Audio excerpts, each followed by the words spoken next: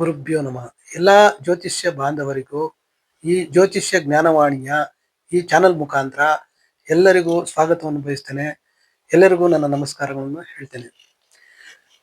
ಒಂದು ವಿಡಿಯೋನಲ್ಲಿ ಲಾಸ್ಟ್ ವಿಡಿಯೋನಲ್ಲಿ ರಾಹು ಶನಿ ಕುಜ ರಾಹು ಶನಿ ಕುಜನ ಒಂದು ಯಾವುದೇ ಒಂದು ಭಾವಕ್ಕೆ ಏನಾದರೂ ಆಸ್ಪೆಕ್ಟ್ ಅಂದ್ರೆ ದೃಷ್ಟಿ ಬಿದ್ದಾಗ ಆ ಭಾವ ನಾಶ ಆಗುತ್ತೆ ಅಂತ ಒಂದು ನೋಡ್ದೋ.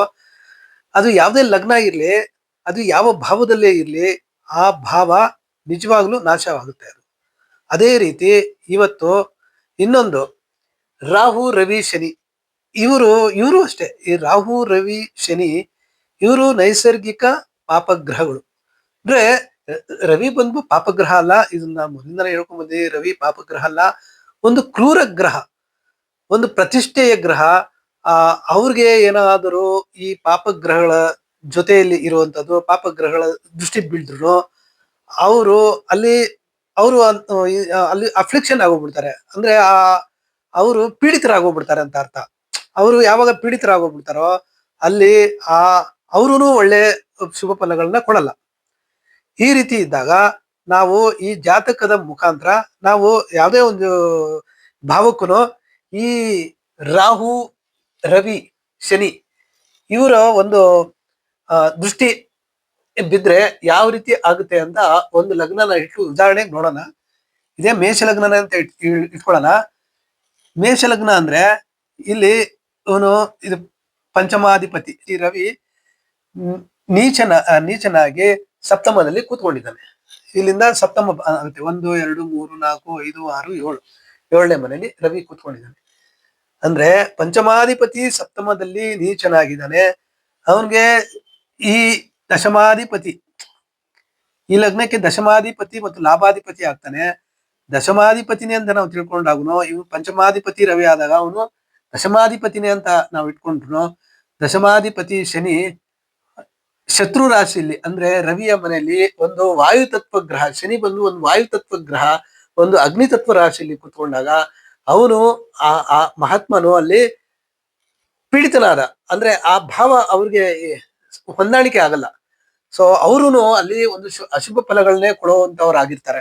ಸೊ ಇಲ್ಲಿ ಶನಿಯ 3ನೇ ದೃಷ್ಟಿ, ಶನಿಯ 3ನೇ ದೃಷ್ಟಿನೂ ಇವ್ರಿಗೆ ಯಾವುದೇ ಒಂದು ಶುಭ ಕರ್ಮಗಳು ಮಾಡೋಕೆ ಕೊಡೋದಿಲ್ಲ.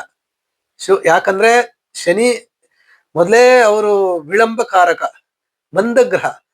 ಮಂದಗ್ರಹದ ಒಂದು ದೃಷ್ಟಿ ಅಲ್ಲಿ ಕೂತ್ಕೊಂಡು 3ನೇ ದೃಷ್ಟಿಯಿಂದ ಇವ್ರಿಗೆ ಯಾವುದೇ ಒಂದು ಉನ್ನತಿನೂ ಕಾಣಲ್ಲ.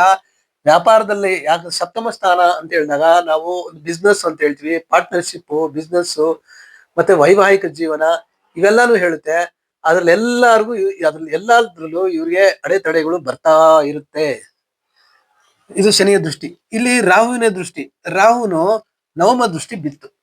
ರಾಹುವಿನ ನವಮ ದೃಷ್ಟಿನೂ ಅದನ್ನು ಬಿದ್ದಾಗ ಅಂದ್ರೆ ಒಂದು ಆಲ್ರೆಡಿ ರವಿ ಇದ್ದಾನೆ, ಶನಿಯ ದೃಷ್ಟಿ ಬಿತ್ತು, ರಾಹುವಿನ ದೃಷ್ಟಿ ಲಗ್ನದಿಂದ ಸಪ್ತಮ ಭಾವಕ್ಕೆ ಆ ರೀತಿ ಬಿದ್ದಾಗ ಇವರು ವೈವಾಹಿಕ ಜೀವನ ಈ ಭಾವನೆ ಕೆಡ್ತು ಅಂತ ಅರ್ಥ. ಸಪ್ತಮ ಭಾವ ಕೆಡ್ತು ಅಂತ. ಈ ಲಗ್ನಕ್ಕೆ ಸಪ್ತಮ ಭಾವ ಯಾವುದೇ ಲಗ್ನ ಆಗಿರ್ಲಿ, ಅದು ಯಾವುದೇ ಒಂದು ಗ್ರಹ ಅಲ್ಲಿ ಕೂತ್ಕೊಂಡಿರ್ಲಿ, ಯಾವುದೇ ಗ್ರಹದ ಅಂದ್ರೆ ಪಾಪಗ್ರಹಗಳ ದೃಷ್ಟಿ ಬಿದ್ರು ಆ ಭಾವ ನಾಶ ಆಗುತ್ತೆ. ಸಪೋಸ್ ಇವಾಗ ನಾವಿಲ್ಲಿ ಶನಿನ ಇಲ್ಲಿ ಕುಣಿಸಿದೀವಿ, ಉದಾಹರಣೆಗೆ ನಾವು ಈ ರಾಹುನೇ ಇಲ್ಲಿ ಕುಣಿಸ್ಬಿಟ್ಟಾಗ ರಾಹುನೇ ಇಲ್ಲಿ ಬರುತ್ತೆ, ಆತರ ಎಲ್ಲ ಬರುತ್ತೆ. ಈ ರಾಹುನ ಇಲ್ಲಿ ಕ್ಯಾನ್ಸಲ್ ಮಾಡ್ಬಿಟ್ಟು ಈ ರಾಹುನೇ ಇಲ್ಲಿ ಬಂದ್ರು ಆ ರೀತಿ ಬರುವಂತ ಸಾಧ್ಯತೆ ಉಂಟು. ರವಿ ರಾಹು ಅದರಲ್ಲಿ ಏನಪ್ಪಾ ಆಗುತ್ತಂದ್ರೆ, ರಾಹು ರವಿಯ ಯುತಿಯಲ್ಲಿ ಇದ್ದಾಗ ಅಲ್ಲಿ ಏನಾಗುತ್ತೆ,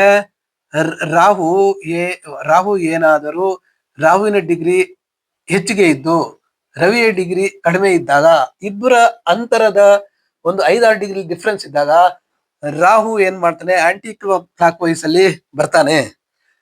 ಉದಾಹರಣೆಗೆ ಹೇಳೋಣ, ರಾಹು ಒಂದು 15 ಡಿಗ್ರಿಲಿ ಇದ್ದಾನೆ, ರವಿ 10 ಡಿಗ್ರಿಲಿ ಇದ್ದಾನೆ ಅಂತ ಇಟ್ಕೊಳ್ಳೋಣ. ಈ ರಾಹು ಹಿಂಗೆ ಆಂಟಿ ಕ್ಲಾಕ್ ವೈಸ್ ಬರ್ತಾ ಇರ್ತಾನೆ. 10ರಿಂದ 14 14, 13, 12 ಹಿಂಗ್ ಬರ್ತಾ ಇರ್ತಾನೆ. ರವಿ 10ರಿಂದ 11 ಇವನು clockwise anticlockwise ಇಬ್ರಿಗೂ ಕೊಲೈಡ್ ಆಗುತ್ತೆ, ಡ್ಯಾಶ್ ಆಗುತ್ತೆ. ಅವಾಗ ರಾಹುನೇ ರವಿಯನ್ನ ನುಂಗ್ತಾನೆ. ಆ ರೀತಿ ಇದ್ದಾಗ ಅದು ಪಿತೃದೋಷ ಆಗ್ಬಿಡುತ್ತೆ. ಇನ್ನೊಂದು, ರವಿ ಒಂದು ಪ್ರತಿಷ್ಠೆಯ ಕಾರಕನಾಗಿ ಅವನು ಈ ಲಗ್ನಕ್ಕೆ ಪಂಚಮಾಧಿಪತಿಯಾಗಿ ಸಪ್ತಮದಲ್ಲಿ ನೀಚನಾಗಿ ರಾಹುವಿನ ಯುತಿಯಲ್ಲಿ ಬಂದಾಗ ಮತ್ತೆ ಶನಿಯ ದೃಷ್ಟಿನೂ ಬಿದ್ದಾಗ ಅಲ್ಲೂ ಆ ಭಾವ ಕಂಪ್ಲೀಟ್ ಆಗಿ ನಾಶ ಆಗೋಯ್ತು. ಈ ರೀತಿ ನಾವು ಜಾತಕದಲ್ಲಿ ನೋಡ್ಬೋದು. ಅದೇ ಇನ್ನೊಂದೇನಪ್ಪಾ ಅಂದ್ರೆ, ಈ ಈ ಲಗ್ನಕ್ಕೆ ಪಂಚಮಾಧಿಪತಿ ಅಂದ್ರೆ ರವಿ ಬಂದ್ಬಿಟ್ಟು ನವಮ ಕಾರಕ ಅಂತ ಹೇಳ್ತೀವಿ. ನವಮ ಕಾರಕ ಅಂದ್ರೆ ತಂದೆಯ ಕಾರಕ ಅಂತ. ಪಿತೃಕಾರಕ ರವಿ, ಪಿತೃಕಾರಕ ರವಿ ಮತ್ತೆ ಪಿತೃಸ್ಥಾನಾಧಿ ಅಂದ್ರೆ ನವಮಾಧಿಪತಿ, ಪಿತೃಸ್ಥಾನಾಧಿಪತಿ ರವಿ, ನವಮಾಕಾರಕನೂ ರವಿನೇ. ಸೊ ಇವೆರಡೂ ಇದ್ದು ಈ ನವಮಾಧಿಪತಿ, ಈ ಲಗ್ನದಕ್ಕೆ ನವಮಾಧಿಪತಿ ಅವನು ಗುರು ಆಗಿ ಅವನು ದಶಮದಲ್ಲಿ ಅವನು ನೀಚನಾದಾಗ, ಅಂದ್ರೆ ಇಲ್ಲಿ ನವಮಾಧಿಪತಿನೂ ನೀಚನಾಗಿ ನವಮಕಾರಕ ರವಿನೂ ನೀಚನಾಗಿ ರವಿಯ ಯುತಿಯಲ್ಲಿ ರಾಹು ಇದ್ದು ಶನಿಯ ದೃಷ್ಟಿನೂ ಬಿದ್ದಾಗ ಈ ಲಗ್ನಕ್ಕೆ ಸಪ್ತಮ ಭಾವ ಕೆಡ್ತು ಅಂತ ಅರ್ಥ. ಸಪ್ತಮ ಭಾವ ಕೆಡ್ತು ಅಂದ್ರೆ ವೈವಾಹಿಕ ಜೀವನದಲ್ಲಿ ಯಾವತ್ತು ನೆಮ್ಮದಿ ಇರಲ್ಲ. ಇವರು ಸ್ಪೌಸಿಂದನೂ ಒಳ್ಳೆ ಶುಭ ಫಲಗಳು ಅವರು ಇಬ್ರು ಅನ್ಯೋನ್ಯವಾಗಿರಲ್ಲ. ಯಾವಾಗೂ ವೈವಾಹಿಕ ಜೀವನದಲ್ಲಿ ಸಂತೋಷ, ಸುಖ, ಶಾಂತಿ, ನೆಮ್ಮದಿ ಇರಲ್ಲ. ಯಾವಾಗೂ ಒಂಥರ ವೈರತ್ವ